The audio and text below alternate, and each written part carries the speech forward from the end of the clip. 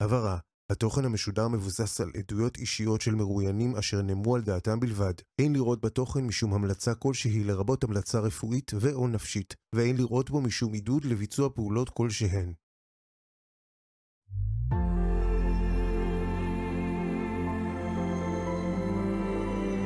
איינדס ישראל, החיים שאחרי החיים. שלום וברוכים הבאים לפודקאסט המצולם של איינדס ישראל. את רוצה לספר לנו קצת על איבון? כן, היום אנחנו בעצם נארח את איבון, שהיא חוותה שתי חוויות סף מוות, אחרי משבר רגשי מאוד מאוד עמוק שהיא עברה, וגם מצב רפואי שהיא עברה. החוויה שלה הייתה חוויה מאוד מאוד עמוקה, שתי החוויות שלה, והיא באה לספר לנו בעצם שלמרות הקשיים שלה, למרות טראומות החיים שהיא עברה, יש משהו בתוכנו הרבה הרבה יותר גדול ממה שנראה לעין. בנוסף לזה, איבון יצרה יחד עם רוברט ניל מרשל סרט תיעודי שאני ממליצה בחום, לא רק לכל מי שחווה את החוויה הזאת, גם לבני המשפחה. הסרט הזה מדבר על התופעות הנלוות, על האפטר אפקטס, שאחרי חוויה כזאת, ואנחנו נדבר על זה גם בהמשך. לפני שנתחיל, אני רוצה ככה להקריא חלק קטן מהאתר שלה, משהו שהיא בעצמה כתבה. והיא אומרת כך: אם אינך יודע מהי אהבה, משום שמעולם לא היה לך את הבית הזה, הסתכל סביבך ותראה את הילד שבתוכך מחייך ותמים. זה ככה בהיעדר תרגום מוצלח יותר, אבל היא בעיקר מדברת על השיבה הביתה ועל החלק הזה שזה קיים האלוקי בתוכנו כאן. אז שלום איבון, how are you? Hello Yvonne. Shalom. Hello. Hello. Welcome. Nice to be here, and I'm so excited for this time together.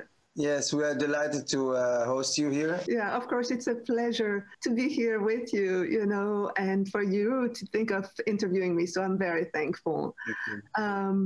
What can I say? I had two near-death experiences, and I will try to tell them briefly because we have so many things to talk about. So my first one, I'm in the U.S. I grew up in Belgium, French-speaking, and I moved to the U.S. And after a lot of problem in a failed marriage and divorce, I was on my own in the U.S. to raise my daughter.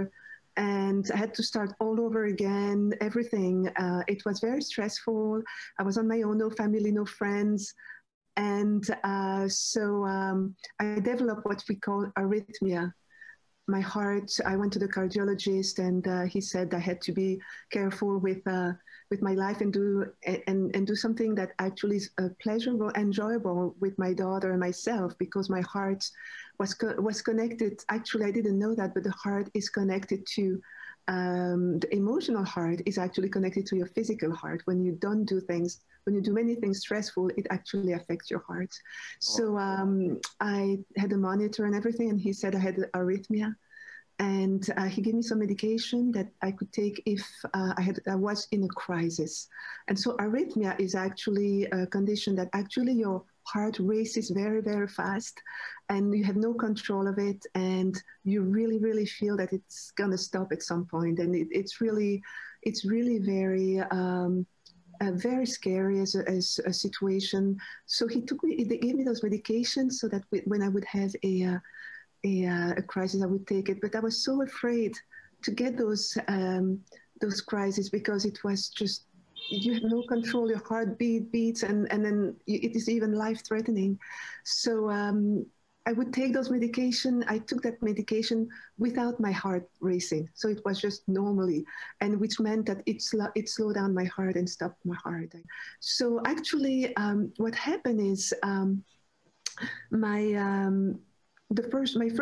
first situation is actually when I took this medication, and suddenly I was out of my body, and I saw my lifeless body on there laying, and at the end of my bed there were two huge beings of light, and they were absolutely beautiful, filled with light, long white robe. And they looked at me telepathically, said to me, Yvonne, it's time to leave. Your time is over here. Your time is up. Time to leave. With a lot of love, a lot of strength. I knew that those beings were sent by the highest being, God, Creator. That's how it felt. You felt the authority, but also the love and the power and the peace and the self-assurance. They were really strong. And they said telepathically, it's time to go. And I knew a few days ago, I knew I was going to die supernaturally. And I was fully at peace about it, which has never happened in my entire life. And he said, it's time to go. So I went with them. I have to say it, behind them was like a big container of light. We went inside it, and then we crossed the entire universe in 1 second. And when I say 1 second, it's literally 1 second. 1 second. We crossed the entire universe, and then we arrived in a magnificent lit place. And that place was totally filled with light. Everything was filled with light. The floor, the inside, the building, everything was made with light, was reflecting light, solid divine light. Everything was solid. The furniture, everything looked like it was made of light, but solid light. But that light reflected divinity, God, glory. That's how it reflected. And there were about 20 people that were waiting for me, 20 beings of light. And they were so excited. They said, she's here, she's here, she's here. They were joyful. They were so excited to see me coming. And they were just moving around and so excited. And I felt I was going home to my real home. I felt like I was leaving that dream, that nightmare. Yes. And, and I was awakening, like when when you have a nightmare and then you wake up and then you're feeling, oh my God, I'm so happy it was a nightmare. Yeah, that's how I felt. So this was home, like nothing like Earth. Earth for me was a very distant place where I had gone on a mission for many, many years. Imagine that you're on an island on a mission for many, many years. And it's a very difficult island, but you have to help people there. And then suddenly 20 years later, you have a plane coming on that island telling you it's time to go home. You have no way to leave that island. And then suddenly they say it's time to go home. And when you arrive home, you're there and you put your suitcase on the floor and the door open and your entire family is there telling you welcome home. That's the feeling. That's really the feeling I felt. And they were happy, they were joyful. It's like when you're in a big birthday party and you are the star of the party because it's your birthday. Everybody was surrounding me like that and asking me questions about Earth and catching up with time. And the beauty of it all is that everybody was like that with everybody. Everybody was celebrated. It's not only, I was there like a big queen or something. No, everybody in heaven celebrate one another with respect, with kindness, and all they think of is you. They want to make you elevated. They want to make sure that you are successful, that what you are wanting is accomplished. It's the opposite of Earth. It is our true nature. It's who we really are. And if everybody on Earth would understand that, this life on Earth would be such an amazing place because it's a huge blessing. Have you seen this planet, how many diversity we have with people, animal, nature? It's a beautiful place. If we could understand that actually love and unconditional love like we experienced in heaven during our near-death experience is actually the purpose and the goal of everything. Like in that light, in that heaven, everybody was accomplishing everybody's purpose. On Earth, it's the opposite. One person will use everybody to accomplish their own purpose. And that's how it was over there. And I'm just trying to summarize, but after a long time together, a lady came out, and being female lady, and then she took my face like that, and she said, "Oh, Yvonne, your experience on planet Earth is such a difficult one. Remember, I was on my own in the US. I was alone with my child to take care, didn't have any friend, have to start everything from scratch because of my failed marriage with somebody very kind of abusive. And so here I am. She's saying that, and she said, Yvonne, your experience on planet Earth is such a difficult one. And then I said, yes, it's horrible over there. It's just difficult. And then she said, but you have to go back before that container on Earth, that body, like a car, that vehicle, you cannot reintegrate it anymore. Wow. And it's going to, and then you'll have to stay with us. But you have to go, you have to finish your mission. So you quickly have to go back. And when she said that, those two beings came back. They were not there they just dropped me. Their sole mission of those two beings, angels, beings of light, was from God to pick me on earth and bring me there. They were only focused on that. Like the soldiers, you see those soldiers when they are focusing on important president, or they just they never look at you, they just stay like that in the air. And then when they drive the president, they only look at that one thing, that's their only mission. That's how it felt with them. They were on that one mission for us, children of God. Mm-hmm. We are so important. Nobody understands it here on earth, very few people, but we are so important to God. Every single one of us. And we are taken care of. We are protected. Those beings protected me when it was time to go, when my body didn't respond.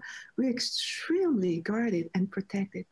So they took me back. And the same way we came, they brought me back on earth the same way. We went back into that container of light. And then we just crossed the entire universe. And I felt my spirit coming back into my body. That was my first experience. So the second one happened when I took again that medication on a very peaceful day, but because I was afraid to get, I was afraid that I would get actually again those, for people that have arrhythmia, they can understand. It's like you're going to have a heart attack. It's like your body, your heart will explode, and then you'll die. It's a very scary symptoms. And so I took again the medication, and that was an afternoon. I was reading, and once again, I'm here. The next second, I'm in God's light, instantly, translated instantly from my body here into God's light. And everything in that place is pure, celestial, divine, creator light. My soul or my spirit is actually in a total feeling of bliss, perfect joy, perfect peace, and actually there's zero negativity, because in that place there's nothing negative that exists in a way. It's here on earth that we have all that negativity, but in that light, everything was peaceful, everything was kind, everything was joy. I was experiencing the highest level of happiness and of joy that can ever exist on earth, in any planet, in any universe, in any dimension. Really, my heart, since I came back, is to help people travel with me in that journey, so that they can receive, that's my gift to them, so they can be encouraged, because this world is really difficult. And when I share, my only prayer is that people can receive and know that God loves them, and that it's a world of love beyond this one. After this winter, there will be a summer, an eternal summer. It was all unconditional love. I met there the supreme being of light, which is supreme for my own religion. And it was just pure unconditional love for everybody above religion. We have to know that unconditional love in heaven, God's unconditional love, is actually elevated to a level of, it's the most important thing that anyone can have, is the unconditional love for everyone. The universe, everything that exists is made, it's created out of unconditional love. Yes.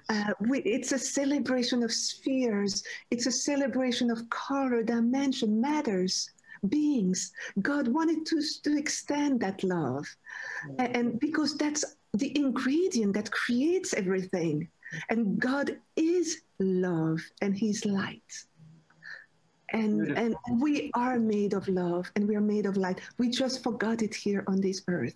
And because this earth is so tragic sometimes with our aggressivity, people are being betrayed, they're being hurt, they're being mistreated. So if we get that since childhood, we've been mistreated, we are mistreating, we build walls around us. And our safety is to go into things that will keep us in a box, regardless of what it is, social, religion, anything. We are putting ourselves in a box, but that box can be opened up because God is freedom and God is love. I think God made it purposely that we have that longing deep down so we can keep going, even unconsciously. People probably have that information that there's an afterlife, even if it's unconscious, so that we can keep moving. I'm part of Iands US for about 9 years and study a lot of near-death experiences. One thing we also know, and it's really difficult for us religious people to understand, but we existed before. God created our spirits first. Yes. And then put us in the body. So when we were in that spirit form, we were already conscious. Everything that exists on this world, our top invention, it was first there, and then it comes down here, because it was first like a thought. Even in Torah, the Torah talks about the spirit of God roaming around the world. Yes. And his spirit is his thoughts, and those thoughts are ours, you know. Yes. Becomes ours. It's I agree with what you're saying. Yes. It's absolutely true. And the thought of God, how many times it's said in the Torah about it, you know? We are a thought in the head of God. We are a thought. Yes, because he loves us because we are love with him. Imagine that light, that energy that actually takes from itself to create a being. We are part of God, you know. He takes us and creates us, and we are part of it. So that's what it is. And when I saw, when I was in the light, I knew that love to the extent that when we are in heaven, no need for forgiveness. Because forgiveness is already a judgment that you've done something wrong. I agree with you, and I feel from your talk and the melody of your talk, how much you want people to feel that in this reality. And I know what you feel, because that's how I feel too. After this experience, you want everybody to share this love, but there is people who is struggling with life and suffering and have a lot of difficulties like you had before your experience. I want to ask you how your experience affect on your beliefs and perceptions. You're right, such an experience transforms our life completely. And there's so many people that are suffering, and because they're suffering, they don't even dare anymore to believe in an afterlife. to believe in something that's beautiful, because life has crushed them down so much and have destroyed their identity, their self-esteem, their self-love, that they don't even dare to go to the point to thinking, oh yeah, there's an afterlife, or yes, I'll be important in the afterlife. So it's not for me, it's for others. But I can say for a guarantee, it's for everybody. God has no difference. We're all in the same equal love. There's no difference. When I came back, I was very, very, very active in my own religion before my NDE, and what changed was I haven't stopped believing in God and everything that I stand for, but the difference is now you become more spiritual in the sense that anything has to be based on love. And it's like you go through the mirror of love and unconditional love, not the conditional love. Conditional love is I love you if you do that. Unconditional love is I don't always like who you are, but despite everything, I love you and I want to reach out to you. And that's the unconditional love. Everything we do as experiencers when we come back is actually, we now can have a point of comparison. Yeah. We have compared to all the love we receive, all the being of love, them telling us that the true value of who we really are, those beings of love, eternal ones. And then when we come back here, we know who we are. And we cannot just pretend we're not those people anymore. We become those loving people, and we want to love everyone around us. And religion is good, it's respected, because it's a way for people to connect with God. Once you have had that experience, you understand that in that world, all what matters is love and unconditional, and it includes everything: how you treat everyone, what you create out of love, how you celebrate others, and that has been different. Also, love is also when you are a person that has been abused or always being taken advantage of people, and you don't dare to say no. Something that was very big with me is I would never say no. I would always serve everyone. And with my NDE and many other experiencers have the same thing. You learn to say no to evil, to say no to negativity, to say no to dark energy. If somebody is trying to hurt you, saying no, help them grow. Because as long as you say no to people, you say yes to people mistreating you, they don't know the extent of the pain they're doing. But when you stop it and you say no, whether it's in a work relationship or in a friendship or in a love relationship, when you say no, that person will have to go into themselves, see why you said no, and maybe grow from it. And that is a big thing in my life. I learned to get my limits and say no, because we want to say so much in that light and in that love in whatever we do, and we want to do the best thing we can. But it's and also non-judgmental. That was a big thing. You know, every single place and religion and thought process and mindset, everybody's judging the other on a set of rules that everyone has. And a big thing when you come back from an NDE is that you try not to judge others. That's very big. Yes. Try to understand every time and non-judgmental. When we see somebody, the difference before, for example, when you see somebody doing evil, before you would get so angry inside and upset and hateful and I hate that person, I hate this person, she's mean, he's mean. Now you look at it with a detached way. You're not involving your negative emotion into it. You're looking at it like a spectator. And you see, and when you do that, you can detach both the person and the evil it's doing.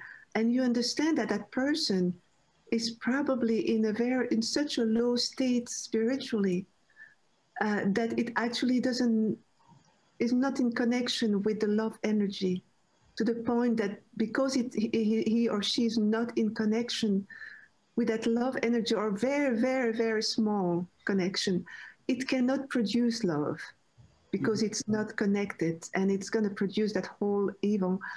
One thing is true, though, is when that person will die, that person will have a laugh with you. That person will die, will go in front of the council of elders or other beings that will, or God, or that will show, and all his life, it's almost like when you start your life, you have like a film inside your brain. And then when you die, that film is open. And then now we see all your life like a movie. Every single details is now, we are filming. And every single details. So the people that do that evil will see every hurt they did. They will be the other person.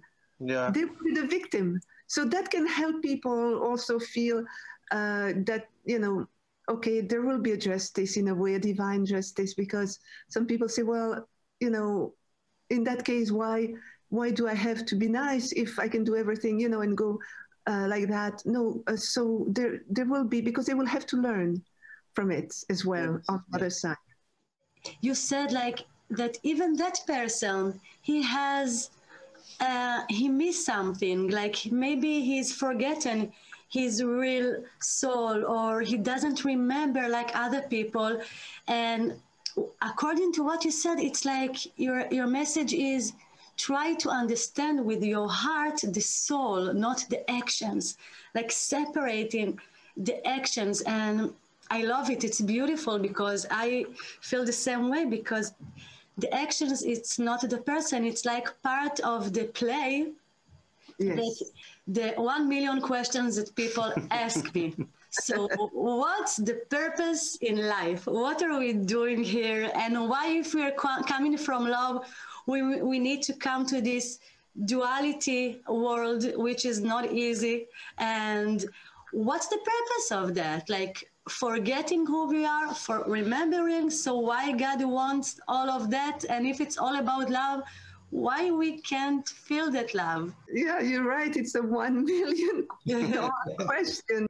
My point of view is that we have many reasons to come here. First of all, before we come to earth, we go into a deep training. We are in heaven with angels, with other beings in God's presence, and we are actually asking to come to earth. We are, please let me come to earth. Because you have to imagine, we are 8 billion people here on earth. Imagine heaven, an example, I don't know, but might have 5 trillion people, you know? Not everybody comes to earth. We are asking to come. It's a mission. It's a mission that we ask to come, and we're happy to come here. I don't know, maybe if we come many times, maybe we're not that happy anymore, but and so it's a mission. And people that come to earth are very heroic. It's a very difficult planet. There are many other worlds we can go to. There are many dimensions we can go to experience things. But coming to earth is a very heroic decision, because it's a very difficult planet to come to. Only strong spirits will feel like, okay, I can do that. Because it's a very, like you said, it's a very negative, when I was in my second near-death experience, I was in the light, I didn't want to come back because I felt that Earth was a very violent planet. There is a lot of friction here, but that's how you learn. Yeah, that's how you learn, exactly. And that's one of the missions we're here, to learn, to grow, because this Earth, you know, when we are with God, we are always with love. But then when we come to earth, we have a separation of it. So here we learn what it is to be without that love, you know, and how we learn how the ultimate, I think for me, the ultimate goal is to learn how much God loves everything and everyone. By not having love here, we can appreciate the love. For example, being cold, being tired, being somebody hurting you, all those things. The mission is to really eventually grow in understanding of God's unconditional love, because in the other side, we're still growing from level to level of knowledge, of love, of understanding, of spiritual advancement. We are still learning. It's not finished when we go there. Give the audience in Israel 1, 2, at least like 3 things that we need to focus, that this is the lack that we have for being one. First, serve. Serve your neighbor, serve your friend, serve your, whenever you can help. That's service, serving, helping, it's the same. So that's, whenever you help, you receive so much more. And then it gives you the energy to give more. So serve or help. And it's a big mission that many near-death experiencers have received when they came back to Earth. And they were not so nice on Earth. When they went to and they came back, they were given that mission, serve. Serve is one. And how you can, with action, not only with words, with action. You see somebody there that is struggling, extend your hand. Amazing. Extend your hand. You know, people always criticize me because at every red light, you always have the beggars who come to beg for money.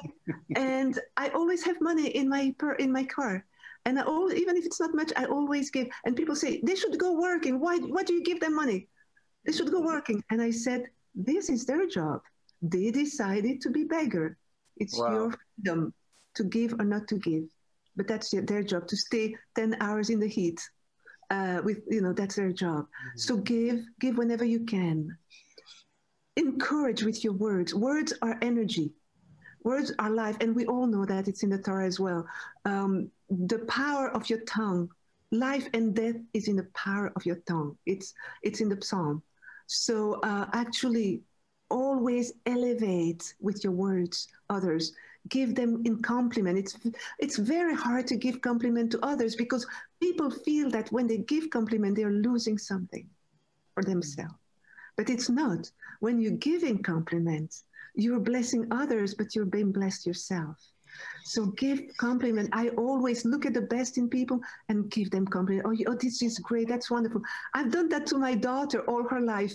And I think I've given a bit too much compliment because she's overly super confident, but it is important. And the third one is love. Find love, find beauty in everyone, find love to everyone. Remembering you are one family, that when you do something to somebody else, you do it to yourself.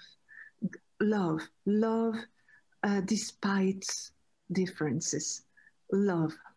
It's very beautiful. Thank you. I want to ask you about the light that is not vanished immediately after having this experience. There is so much mercy and compassion that it goes down, but in levels, not immediately. So yes, I just say that in that documentary we did with Robert Neil Marshall, my co-producer, called Back from the Light. Actually, this is one of the after effects. There are so many after effects, and Lilia, that's one of them, that you come back. It's because you take that heaven energy back with you, and the you that was in that light comes back on earth, but you take that with you back, and little by little, you reacclimate with the energy of this earth, and little by little, it takes over. Even though it's low now, you still have a lot of high sensitivity that's left. High sensitivity to things, to people, to who people are inside. You can read them better. You can understand the motivation of people inside. You know where they come from, if they're honest, not honest. You can see all that because you took all that back with that energy of heaven. So that's a big after effect that stays with you. It's almost like we open the veil. The veil is open, and it makes you more sensitive.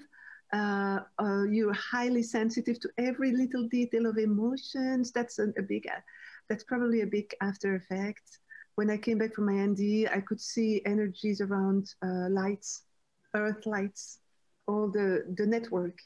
So we have things like that comes back. So you left this earth, you left this body, and you went to the afterlife where it's 100 times more lively, more alive, more beautiful, more loving. And then you have to shrink back into that small body. So there's a lot of things that have changed. Psychologically, physically, spiritually, religiously, even the way you eat sometimes. There are many changes. Spiritually is that people from every religion, they come back and they are less into box rules that they will follow, but they will follow love through their religion. They will follow the love and the unconditional love. Or some of them cannot function in a religion anymore because what they have experienced was so incredible, and that they want to give that message, which is love and unconditional love. So that's a big thing. Spiritually, physically, many people stay young longer. So that's, and also a lot of them prefer to eat in a way that's more healthy. They will start to prefer to change everything quality with their life. Some of them even become vegetarian because they don't want to hurt even an animal anymore. Nice. So some of them become vegetarian. So that's psychologically, they're another person. The family don't recognize them, their wife, their husband, their children, everybody, because some of them were, and I'll give that example of a friend of mine who was in a sales in pharmaceutical products, all the medication. And here in the US, in sales, you can make a lot of money. So he was making a lot of money. And they live in that beautiful house, best neighborhood. His wife was so happy. She had the best lifestyle. And then he has his near-death experience. And it changed him because he understood that what I was telling earlier, that serving and helping others is the highlight of your mission. So he said, oh, I want to change my job. He said to his wife, I think I want to go back to school and to become a nurse, a male nurse. She married a guy that actually could give her that lifestyle. And then they separated. 70% of near-death experiencers divorce after a near-death experience because you're totally different. For example, if you used to watch very violent and horrible movies, horror movie and everything, you can't do that anymore. You cannot watch violence, anything that's violent, because everything has to be in the light. So it's difficult for them a lot, the majority. So you see, you change. You don't want music. You want music that elevates. We love music, every kind of music, except if it's a very negative music, because we feel every vibration, every emotion. So we need everything that's positive and love and light. And it's difficult to be back in an environment. I always say the example is, if you were living in a very dangerous jungle with a lot of danger, and then suddenly you're taken out of the jungle and you go to the crisp mountain of Switzerland, and then you come back, and now you have to come back to that jungle. Now you know it's a jungle. Before you didn't know. Yes, yes. So there's a lot of depression. There's a lot of depression that comes from it because you get depressed. You remember the beautiful, crisp place where you were, and you cannot be there anymore, and you have to be here. So you have a point of comparison. So it brings a lot of depression. People get into bouts of depression because they don't want to be here. They want to be home. They are homesick. They want to be home because over there everything was perfect. People were loving, and there were never any challenge. You were one. Everybody was loving, and here you have all the challenge of everyday's life, and so you have depression. How did you manage with it? For me, it was different because I didn't feel the depression. Not everybody gets it. I did it because I was so religious, and especially at my second near-death experience. I was so religious that I felt like it was an honor that I had seen all that, you know. I felt, wow, me. So that joy was more than, but the depression came because we feel isolated. You feel, even though you have many people around, you still feel alone. You had felt the oneness on the other side. You were never alone. You felt never, and then here you feel the oneness. So we, for me, I was extremely fortunate that I found Iands International very quickly. And the headquarters are here in that city where I live. So I immediately was connected with everyone, and I was able to share my story and be supported. So that was my big, but many people are very depressed.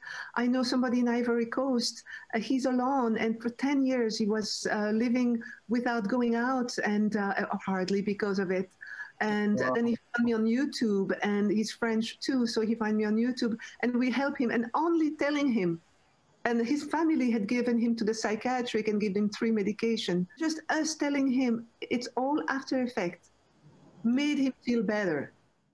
Once again, we are saying to our viewers that if someone watching this had this kind of experience, please contact us. You're not alone. You're not alone, and we are here for you. Iands is here for you, and there are professional people here that you can talk and maybe learn how to cope with this. And if you're French speaking, I'll be happy to assist you as well. We can reach out if you had a near-death experience and you're French speaking. I would like to add that there is a variety of after effects, and we will upload it also to our YouTube channel and to our website. And the questions that comes from my heart after that, hearing you, one of the after effects is like you feel that you're half here, half there, and you are trying to integrate that love that you felt there, here. And this question is not only for someone who had NDE, it's for also to all of the people around the world. Like, how can we integrate the love that we are and the love that we came from?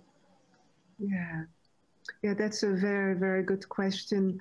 You know, for those that are religious, there's always moment that they can take on their own to really re-energize themselves and find an internal balance.